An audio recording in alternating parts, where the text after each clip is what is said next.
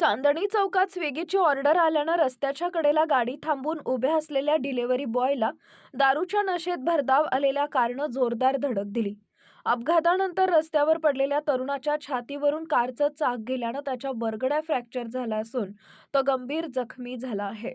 प्रसाद दिलीप मिसाळ, वय वर्ष 26, राहणार शिवदर्शन पर्वती असं जखमी तरुणाचे नाव आहे। या प्रकरणी बावधन पोलिसांनी कार चालक तेजस बाबूलाल चौधरी, राहणार पेलबस 1 बावधन यांच्यावर ड्रंक अँड ड्राईव्हचा गुन्हा दाखल केला आहे। शिवशाही न्यूज प्रतिनिधी पारस मुथा, पुणे। व्हिडिओ काढून घे। काय म्हणला? बोल काय करायचं सांग फक्त आता। त्याला नाव विचार ए भाऊ, काय करायचं? तेजस चौधरी काय करायचं आता? ऍक्सिडेंट केलाय तो, टोकला जाम झाला माणूस आमचा, काय करायचं? हा आपल्या माणसाला पहिलं व्यवस्थित घेऊन जायचं। हा आपला विषय